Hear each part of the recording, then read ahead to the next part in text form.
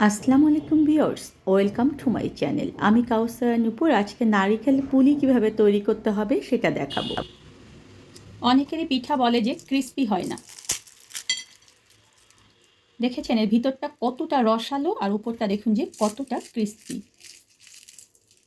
খুব সহজে দেখুন এটা আমরা বানিয়ে নিতে পারি। আমরা একটা ফ্রাইং প্যান ফার্স্ট গরমে উঠিয়ে দেবো আর সেখানে 1 টেবিল চামচ পরিমাণ ঘি দিয়ে দিচ্ছি। এটা পুর তৈরি করার জন্য, কারণ পুরটা কিন্তু আমাদেরকে আগে তৈরি করে নিতে হবে।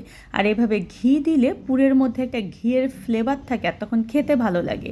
একটা তেজপাতা দিয়ে দিচ্ছি, 2-3 টুকরো দেখুন যে দারচিনি আর 2-3টা ছোটো এলাচ দিয়ে এটাকে জাস্ট এভাবে একটু নেড়ে চেড়ে নিচ্ছি। আজকে আমি 2 কাপ পরিমাণ নারকেল দিয়ে পুর তৈরি করব আর সেজন্য এখানে আমি গুড় ব্যবহার করব 1/2 কাপ পরিমাণ। কেউ যদি গুড়ের বদলে চিনি ব্যবহার করতে চান তবে সেক্ষেত্রে আপনারা 1/2 কাপ পরিমাণ চিনি আগে দিয়ে দেবেন। তারপরে যদি দেখেন যে আপনাদের আরও মিষ্টি লাগবে তবে সেক্ষেত্রে আপনারা আরও চিনি বা গুড় ব্যবহার করতে পারবেন। আর এখানে আমি ঘন দুধ দিয়ে দিচ্ছি 1/2 কাপ পরিমাণ। এই দুধটা দিলে এই পুরটা খেতে অনেক ভালো লাগে এবং এই যে পুরটা তৈরি করে পিঠার মধ্যে দেব, এই পুরটা তখন বেশ রসালো হয়। তাই এভাবে নেড়ে চেড়ে হালকা আঁচে আমরা ফার্স্ট গুড়টাকে গুলিয়ে নেব। এরপরে আবার অল্প আঁচেই দেখা যায় এটাকে নেড়ে চেড়ে একটু আঠালো করে নেব। আর সব সময় মনে রাখবেন যখন পুর তৈরি করবেন তখন কিন্তু চুলার জাল কখনোই জোরে দেওয়া যাবে না এবং অনবরত এটাকে নেড়ে চেড়ে এভাবে আঠালো করে নিতে হবে। এখন কেউ যদি চান যে এভাবে পুর তৈরি করে সেটাকে সংরক্ষণ করবেন তবে এটাকে ঠান্ডা করে নিয়ে একটা এয়ারটাইট বক্সে করে সেটা আপনারা ডিপ ফ্রিজে রেখে দেবেন। আর ঠিক যখন প্রয়োজন তখনই এটা দিয়ে আপনারা পিঠা তৈরি করতে পারবেন। তাই আগে ফার্স্ট এটাকে আমরা ঠান্ডা হওয়ার জন্য অপেক্ষা করি। মেজারমেন্ট কাপ দিয়ে 2 কাপ পরিমাণ পানি দিয়েছি আর 1/2 চা চামচ দেখুন যে লবণ দিয়ে দিয়েছি। এখন এটাকে আমি বন্ধ করে বলক আসা পর্যন্ত অপেক্ষা করব। আমি এখানে 1.5 কাপ পরিমাণ শুকনো চালের আটা ব্যবহার করছি। আপনারা যদি কেউ চান যে আটা ঘরে তৈরি করবেন তা কিন্তু আমার চ্যানেলে ভিডিও দেওয়া রয়েছে, ডেসক্রিপশন বক্সে সেটা লিঙ্ক দিয়ে দেবো।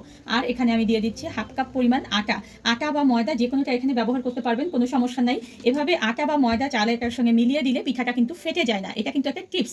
এখন চুলা আমি যে পানি উঠিয়ে দিয়েছি সেটা বলক আসা পর্যন্ত অপেক্ষা করব। পানিটা দেখুন যে একদম ফুটে উঠেছে। এখন আমি যে এখানে মেপে রেখেছিলাম চালের গুঁড়ি এবং ময়দা সেটা এখানে দিয়ে দিচ্ছি। আর এটাকে এখনই আমি কিন্তু নাড়বো না, এটাকে আমি ঢেকে রেখে দেবো 2 থেকে 3 মিনিট লো আঁচে। 2 মিনিট পরে ফিরে এলাম। দেখুন যে আমি একদম ভালো মতো এগুলোকে পানির সঙ্গে এইভাবে করে মিলিয়ে দেব যাতে করে আমার এই যে এখানে চালের গুঁড়ি এবং ময়দা দিয়েছি এটা ভালো মতো সিদ্ধ হয়ে যায়। এই অবস্থায় আপনারা দেখে নেবেন যে আপনাদের আর পানি লাগবে কিনা, কিংবা পানি বেশি হওয়ার পরে এখানে আপনাদের আর চালের গুঁড়ি লাগবে কিনা। আমি যে পরিমাণটা দিয়েছি সেটা আমার একেবারে পারফেক্ট হয়েছে। তাই এখানে আমি এভাবে নেড়ে চেড়ে আগে ভালো মতো এটাকে পানির সঙ্গে মিলিয়ে নেব। আমি 2 কাপ পানির জন্য এখানে 1.5 কাপ যে দেখুন যে চালের গুঁড়ি দিয়েছিলাম আর 1/2 কাপ পরিমাণ আটা দিয়েছিলাম সেটা আমার একদম ঠিক হয়েছে, দেখেছেন। এখন এটাকে আমি একটু এভাবে করে ঢেকে রেখে দেবো, চুলার জালটাকে বন্ধ করে দিয়ে। আর এটা যখন আমার হাতে দেখবো যে আমি সহনশীল হয়ে যাচ্ছে তাপমাত্রা, তখনই এটাকে আমি ভালো মতো মথে নিয়ে একটা সফট খামির তৈরি করব। কাওয়াটাকে যখন মাখবেন তখন হাতে দেখুন যে জাস্ট সামান্য একটু তেল মেখে নিয়ে এই কাওয়াটা যদি আমরা মথে নেই তাহলে দেখবেন যে আমাদের যে পিঠাটা তৈরি করব সেই পিঠাটা আর কখনোই ভাঙবে না। এটা কিন্তু খুব বেশি তেল না, জাস্ট 2 ফোঁটা তেল হাতের মধ্যে মেখে নিয়ে এভাবে করে এটাকে মথে নিতে হবে। আপনি ঠিক কত বড় করে বানাতে চান সে অনুযায়ী আপনি এখান থেকে কাওয়া নিয়ে নেবেন আর হাতের তালুর মধ্যে ঘুরিয়ে ঘুরিয়ে দেখুন যে এভাবে গোল করে নিতে হবে। যদি 4টা সাইড দেখেন যে ফেটে যাচ্ছে না তাহলে বুঝতে হবে যে এটা মথা খুব সুন্দর হয়েছে। এখন একটু শুকনো চালের আটা এভাবে দিয়ে আপনাদেরকে একটা গোল রুটি করে নিতে হবে। খুব বেশি বড় না, লুচির চেয়ে একটু সাইজে এটা বড় হবে, আবার পাতলাও হবে না, খুব বেশি ভারীও হবে না। আমি দেখিয়ে দিচ্ছি কতটুকু হবে। দেখুন ঠিক এত বড় করে, লুচির চেয়ে আমি একটু বড় সাইজ করে নিয়েছি। আর দেখুন যে এটা কিন্তু রুটির চেয়ে একটু মোটা হবে, আবার পরোটার চেয়ে একটু পাতলা হবে। এখন আমি যে নারিকেলের দেখুন পুর তৈরি করে রেখেছিলাম, আপনার ঠিক কতটুকু পুর দেওয়ার ইচ্ছা ততটুকু পুর এখানে দিয়ে দেবেন। তারপরে দুটো পাশ এভাবে করে একখানে করে দিয়ে 2 পাশ এভাবে আগে হাত দিয়ে লাগিয়ে চেপে চেপে এভাবে করে লাগিয়ে দেবেন।